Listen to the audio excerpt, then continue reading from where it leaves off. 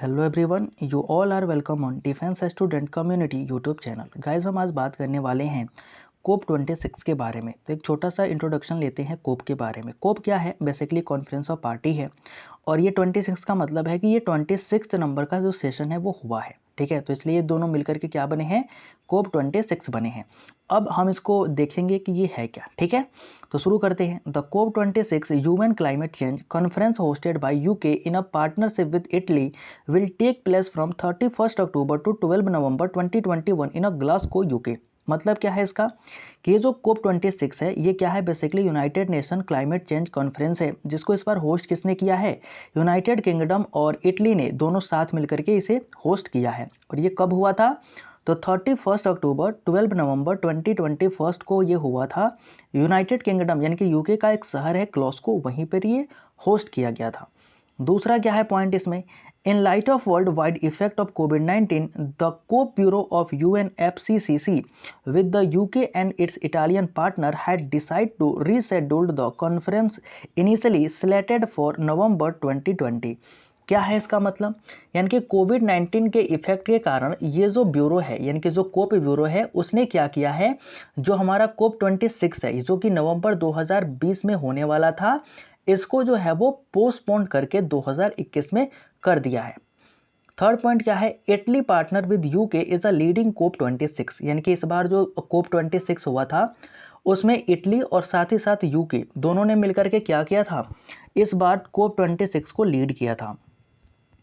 For the most part, their role was in a preparatory work such as the hosting of a pre-COP session and an event for young people called Youth for Climate Diving Ambitions। यानी कि क्या है कि इस बार जो कि कोप 2020 नहीं हुआ, यानी कि कोप 26 नंबर में जो ईयर 2020 में होने वाला था वो नहीं हुआ। तो उस समय क्या हुआ था? एक प्रिपरेटरी वर्क हुआ था जिसको होस्ट किया था किसने? इटली ने। और उस समय इसने क्या करा था? इसने क्या किया था कि एक बोल सकते हो सेशन ऑर्गेनाइज किया था जिसको इसने कहा था यूथ फॉर क्लाइमेट 2020। ठीक है, नेक्स्ट क्या है? This event took place between 28 September and 2 अक्टूबर 2020 इन अ मिलन। अब क्या है? ये जो मिलन शहर है वहां पर इसको 28 सितंबर से लेकर के 2 अक्टूबर 2020 के बीच में इस इवेंट को किया गया था। देखते हैं हिस्ट्री ऑफ कोप, यानी कि कोप के पीछे का इतिहास क्या है। ठीक है, तो इट वॉज प्रपोज इन 1992। तो सबसे पहली बार इसे कब प्रपोज किया गया कि भैया एक कोप भी होना चाहिए? इसे प्रपोज किया गया 1992 में। ठीक है, अब ये किसने प्रपोज किया? The conference of parties come under the UNFCCC United Nation climate change framework convention. ठीक है, ये क्या है? ये UNFCCC का फुल फॉर्म है United Nation climate change framework convention, जिसने क्या किया था कि 1992 में इसको प्रपोज किया था कि एक हमारा COP यानी कि कॉन्फ्रेंस ऑफ पार्टीज होना चाहिए, जिसको बाद में 1994 में क्या किया गया? बना दिया गया। ठीक है, COP members meet every year since 1995 except 2020। अब जब ये बना 1994 में, उसके बाद से 1995 से, ठीक है, प्रत्येक साल हम देखते हैं कि जो कोप की मीटिंग है वो होती आ रही थी, लेकिन इस बार जो है वो 2020 में ड्यू टू कोविड-19 इफेक्ट इस बार की जो मीटिंग है वो नहीं हो पाई और इसे पोस्टपोन करके 21 में किया गया है। तो ये एक एक्सेप्शन है। इसके अलावा अगर हम बात करें तो 1995 से लेकर के 2020 तक, ठीक है, लगातार ही क्या होते आए हैं? इसके सेशन प्रत्येक वर्ष आयोजित होते आए हैं। The UNFCCC was established to work towards stabilization of greenhouse gases concentration in the atmosphere। यानी कि जो UNFCCC है उसने इसको क्यों बनाया? इसके पीछे का रीज़न ये है कि वो क्या चाहते थे कि जो ग्रीन हाउस गैसेस हैं जो इमिट हो रही हैं, जिन्हें इमिट किया जा रहा है, उनको क्या किया जाए? उनको स्टेबलाइजेशन किया जाए, उनके कंसंट्रेशन को एटमॉस्फेयर में रोका जाए। ठीक है, अब नेक्स्ट पॉइंट क्या है कि the UNCCC 198 members including India, China and USA। यानी कि अगर हम देखते हैं तो UNFCCC यानी कि United Nation climate change framework convention में 198 मेंबर हैं, जिनमें हमारा देश भारत, चाइना और साथ ही साथ अमेरिका जैसे बड़े देश भी शामिल हैं। अगर हम बात करें कि ये जो कोप बनाया गया, कॉन्फ्रेंस ऑफ पार्टीज जो बनाई गई, इसकी रिस्पॉन्सिबिलिटी क्या है, जिम्मेदारी क्या दी गई? तो इनकी जिम्मेदारी दी गई formulating measures to mitigate climate change. यानी कि इनको कहा गया कि भाई आप जो है आप दुनिया के क्या है सबसे जिम्मेदार नागरिक हैं, क्योंकि इसमें देखो बेसिकली क्या होते हैं कि देश के जो बड़े बड़े लीडर हैं वही जाया करते हैं इस पार्टी में, बोल सकते हो पार्टिसिपेट किया करते हैं। तो उनको कहा जाता है कि आप जो हैं वो बड़े रिस्पॉन्सिबल आदमी हैं, तो आप क्या करेंगे क्लाइमेट चेंज को मिटिगेट करने के लिए कुछ रेगुलेशन लाएंगे, कुछ फॉर्मुलेटिंग करेंगे, कुछ मेजर्स बनाएंगे। ठीक है। दूसरा पॉइंट क्या है कि cooperation in a preparing for adaptation to the impact of climate change. अब क्या है देखो, इसको तो बनाया गया 1995 में, तो क्या उसके पहले जो हमारा कार्बन एमिशन था वो क्या नहीं होता था? क्या ग्रीन हाउस गैसेस नहीं होती थी? हम बोलेंगे होती थी। तो उनके कारण कुछ अफेक्ट भी हुए होंगे, बिल्कुल हुए हैं। तो ये जो है कोप, उसकी रिस्पॉन्सिबिलिटी ये भी होती है कि वो आपके ग्रीन हाउस गैसेस को तो कम करता ही है, साथ में वो ये भी काम करता है कि जो ग्रीन हाउस गैसेस के इम्पैक्ट हैं उनको भी क्या किया जाए, उनको से भी निपटने के लिए कुछ काम किए जाए। ठीक है। मतलब उनको भी ख़त्म करने के लिए, जैसे मान लो अगर ग्रीन हाउस गैसेस बहुत ज़्यादा इमिट हो गई हैं पहले ही, तो उनको क्या किया जाए, कुछ ऐसी टेक्निक लाई जाए या फिर ऐसे कुछ पिल्स लाए जाए कि उनसे लोगों की क्या हो, इम्पैक्ट जो वो ज़्यादा ना हो लोगों पे। ठीक है। Promoting education, training and public awareness to climate change. अब लोगों को क्या करना चाहिए, इसकी जो कोप है उसकी एक रिस्पॉन्सिबिलिटी ये भी है कि वो लोगों में प्रमोट करे, एजुकेशन को लेकर के, ट्रेनिंग को लेकर के, पब्लिक अवेयरनेस फैलाए कि भैया क्लाइमेट चेंज के बारे में आप भी जानिए, आप भी समझिए और आप भी इसे रोकने में क्या करिए, हमारी सहायता करिए। ठीक है। अब हम बात करते हैं कि कोप 1 to 25, अब तक 25 सेशन हो चुके हैं कोप के।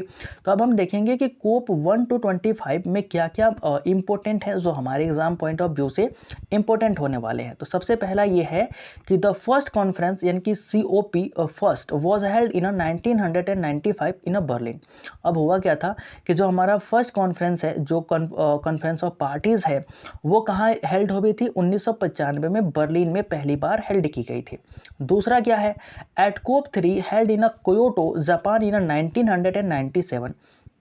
अब जो ये कॉन्फ्रेंस ऑफ पार्टी है जो तीसरी नंबर की है वो कहाँ पे हुई थी? ये हुई थी जापान के क्योटो शहर में। अब ये इतना फेमस क्यों है? तो इसके फेमस होने का भी एक रीजन है। इन 1977 the famous Kyoto protocol was adopted. 1997 में क्या हुआ, एक फेमस क्योटो प्रोटोकॉल था, उसको क्या किया गया, एडॉप्ट कर लिया गया। It commit the members state to purchase limitations or reduction of the greenhouse gases emission। इसमें यह कहा गया कि जितने भी इसके मेंबर्स हैं, जो भी एक तरीके से बोल सकते हो कॉन्फ्रेंस ऑफ पार्टीज के जितने भी मेंबर्स हैं, वो ये कमिट करेंगे कि हम क्या नहीं करेंगे, ग्रीन हाउस गैसेस को ज़्यादा एमिट नहीं करेंगे। ठीक है। हम इसको लिमिट में यूज़ करेंगे और जहाँ तक हो सके इसके रिडक्शन के ऊपर काम करेंगे, एमिशन के ऊपर काम नहीं करेंगे। ठीक है। नेक्स्ट क्या है, it entered into force on 16 February 2005 and there are 192 parties in Kyoto protocol. ठीक है। तो ये क्या है, ये जो बोल सकते हो कि जो रूल था या फिर बोल सकते हो जो रूल बुक था जो क्योटो जापान में दिया गया था, क्योटो प्रोटोकॉल के नाम से जाना जाता है, इसको बेसिकली कम इनटू फोर्स बोल सकते हो। 16 फरवरी 2005 को इसे लाया गया था और उस समय 192 जो पार्टीज हुआ करती थी वो इस एग्रीमेंट में शामिल थी और उन सभी पे ये लागू होता था। ठीक है। अगर हम उसके बाद बात करें तो इंडिया होस्टेड 8th नंबर का कोप यानी कि कॉन्फ्रेंस ऑफ पार्टीज, यानी कि India hosted 8th COP from October 23 to 1 November 2002 in New Delhi. अब ये क्या है, जो हमारा भारत देश है उसने क्या करा है, 8वें नंबर का जो कॉन्फ्रेंस ऑफ पार्टीज है उसको होस्ट किया है। और ये कब हुआ था, अक्टूबर 23 से लेकर के 1 नवंबर 2002 में ये जो हमारा होस्टिंग है, जो न्यू दिल्ली में से होस्ट किया गया था कॉन्फ्रेंस ऑफ पार्टी, वो होस्ट हुई थी। अगर हम बात करेंगे कोप ऑफ 1 to 25 में ही, ठीक है, अभी हमने क्या देखा कि हमारे जो भारत है वो 8th नंबर का क्या करा है, उसने कोप जो है वो होस्ट किया है। कहाँ पे किया है, न्यू दिल्ली में किया है। कब किया है, 2002 में किया है। ठीक है। अब इसमें क्या बातें कही गई थी, the conference laid out 7 measures including strengthening of technology transfer in all relevant sector including energy transport and the promotion of technological advance through research and development and etcetera. तो कई सारी चीजें ऐसी थी जिनको मैंने नहीं लिखा, काफी बड़ी लिस्ट हुआ करती थी। ठीक है। तो इसमें बेसिकली ये कहा गया कि 7 जो मेजर थे जो में जिनमें इंक्लूड किसे किया गया था, एक तरीके से बोल सकते हो टेक्नोलॉजी ट्रांसफॉर्मेशन को इंक्लूड किया गया था, ठीक है। ऐसे बोल सकते हो जैसे कि इसमें बात ये करी गई थी ना बेसिकली कि हम क्या करेंगे, जितने भी विकसित देश हैं, ठीक है, वो हमको सपोर्ट करेंगी कि हम भी जो टेक्नोलॉजी है, जो बोल सकते हो नई नई टेक्नोलॉजी जिनसे ग्रीन हाउस इमिट ना हो, उनको हम डेवलप कर पाएँ, ठीक है। अब इसमें दूसरा पॉइंट क्या था कि one of the most important conferences COP 21 took place from November 30 to December 11 2015 in a Paris France. अब देखो अगर हम बात करें कोप की, तो कोप 21 जो है वो काफ़ी ज़्यादा इंपॉर्टेंट है।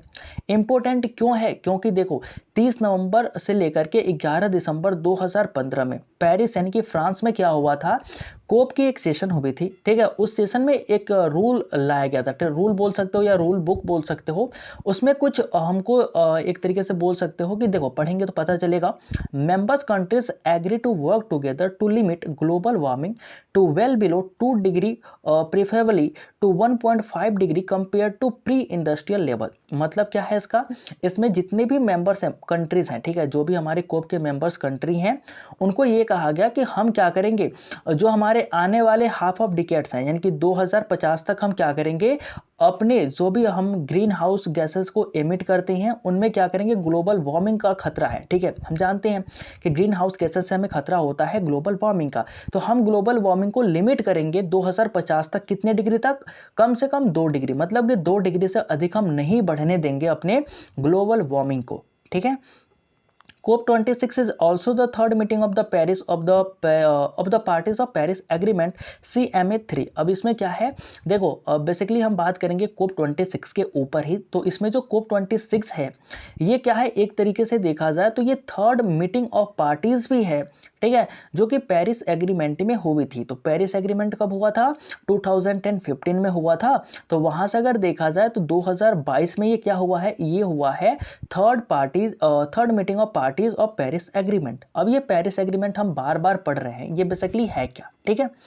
तो under the Paris agreement country submitted a place called national detriment contribution to limit their green house gas emission. इसका मतलब क्या हुआ कि इस पेरिस एग्रीमेंट में ये कहा गया कि जो कंट्री हैं वो क्या करेंगी, एक डाटा सबमिट करेंगे कि उन्होंने ग्रीन हाउस गैसेस के इमिशन को रोकने के लिए क्या किया, कौन से स्टेप उठाए उन्होंने ताकि ग्रीन हाउस गैसेस उन्होंने रोके और कितने रोके, इन सब का एक बोल सकते हो कि डाटा जो है वो लाया जाएगा, दिया जाएगा, ठीक है। Under the framework of Paris Agreement, each country is accepted to submit enhanced detriment contribution in every 5 years to raise catch of the ambitions to mitigate climate change। अब ये क्या है कि इस फ्रेमवर्क में ये बताया गया कि जो पेरिस एग्रीमेंट हुआ था उसमें ये कहा गया था कि ठीक है आप सभी जाइएगा, ठीक है, 5 सालों में आपने जो भी ग्रीन हाउसेस गैस जो हैं उनको कम करने के लिए जो भी आपने काम किया है उसके बारे में आप हमें बताइएगा कि आपने क्लाइमेट चेंज को लेकर के, क्लाइमेट जो चेंज हो रहा है वो कम से कम हो, इसके लिए आपने कौन से काम किया उसका एक डाटा बना के आपको देना होगा, ठीक है। When the Paris Agreement was signed at 2015, United Nations Climate Change Conference, the Conference of 2020 was set up to be the first literations of the retachment mechanism, ठीक है। तो जो retachment mechanism है ये भी हम देखेंगे बेसिकली है क्या, ठीक है। तो इसमें क्या कहा गया था कि ये जो हमारा पेरिस एग्रीमेंट है जो 2015 में साइन हुआ था, इसके अकॉर्डिंग क्या है, इसके अकॉर्डिंग हम देखा जाए तो 5 साल के बाद क्या होती है, 5 साल के बाद होती है हमारी एक मीटिंग जो कि होती है पेरिस एग्रीमेंट के थ्रू, ठीक है। तो अगर देखा जाए तो ये कब हुआ था, 2010 में हुआ था क्या, देखो लगभग ये तीसरी जो है ना वो मीटिंग हो रही है इसकी, ठीक है। Was the setup to be the first iteration of the ratchet mechanism, ठीक है। Even through the 2020 conference postponed to 2021 due to a pandemic, but still some countries had not submitted their pledges by early October 2021. Future iteration will be 2023 global स्टॉकेबल। अब देखो ये जो global stock take है ना, इसी की बात अभी हम करेंगे। बेसिकली ये रेड चेट मैकेनिज्म है क्या, तो वो है ग्लोबल स्टॉक टेक के ही बारे में है, ठीक है। इसमें देखो है क्या, मैं साफ साफ बताता हूँ, सारी चीज़ें लगभग खत्म हो गई हैं इसकी। तो शुरू से इसको देखते हैं, एक बार समझने की कोशिश करते हैं कि है क्या। पेरिस एग्रीमेंट में ये कहा गया कि आपको क्या करने हैं, आपको 5 साल के बाद एक डाटा लाना है और बताना है कि आपने ग्रीन हाउस गैसेस हैं वो कैसे आपने कम किए हैं, या फिर आपने कम करने का जो प्रयास है वो किया है तो किस मेथड से किया है। ठीक है, और इसमें क्या था, ये अभी 2020 में फिर से क्या होने वाला था, ये होने वाला था। ठीक, मतलब कि रेड चेट मैकेनिज्म के थ्रू, या बोल सकते हो पेरिस, ठीक है, एग्रीमेंट के थ्रू, नॉट अ रेड चेट मैकेनिज्म के थ्रू। ठीक है, तो जो हमारा पेरिस एग्रीमेंट था उसके थ्रू ये क्या है कि 2020 में वापस से ये मीटिंग होने वाली थी, बट ड्यू टू कोविड-19 ये पोस्टपोन्ड हो गया। लेकिन जब ये 2021 में हुआ था तो उस समय क्या था कि काफ़ी कंट्रीज ऐसी थी जिन्होंने अपने प्लेसेस जो थे उसको एक तरीके से बोल सकते हो सबमिट नहीं किया था। ठीक है, तो उनको क्या बताया गया है, उनको कहा गया कि ठीक है, आप फ्यूचर में 2023 तक वापस से आप क्या करेंगे, अपने जितने भी ग्रीन हाउस गैसेस हैं उनको आपने कम करने के लिए जो भी स्टेप उठाए हैं उनका डाटा हमें देंगे। ठीक है, यही होता है ग्लोबल स्टॉक टेक यानी कि रेड चेट मैकेनिज्म। और जिसका मतलब क्या है कि आपने अब 2 साल 3 साल का नहीं देना, अब आपको पूरे 5 साल का एक ही बार देना है। और इसमें आपका मदद कौन करेगा, तो आपके जो सहयोगी कंट्री बोल सकते हो कि जो आपके पड़ोसी कंट्री होंगे या फिर जो भी आपके फ्रेंडली कंट्री होंगे वो आपको सपोर्ट करेंगे। कोप 26 गोल्स की बात करते हैं, ये क्या है। ठीक है, तो जो कोप 26 हुआ था उसके बेसिकली गोल क्या है हम देख लेते हैं in a short view. According to the UNFCCC COP 26 work on the 4 goal that are, अब जो हमारा United Nation climate change framework जो है वो क्या कर रही है, कोप 26 में 4 जो गोल हैं उन पे काम कर रही है। कौन कौन से वो गोल हैं, पहला गोल है secure global net zero emission by mid century and keep 1.5 degree within reach. अब इसमें क्या है, इसमें कहा गया है कि आपको जो है वो नेट एमिशन जो है वो बिल्कुल जीरो करना है, और जो टेम्परेचर है वो कितना होना चाहिए, 1.5 डिग्री से ज़्यादा नहीं होना चाहिए। ठीक है, ग्लोबल वार्मिंग के वाला।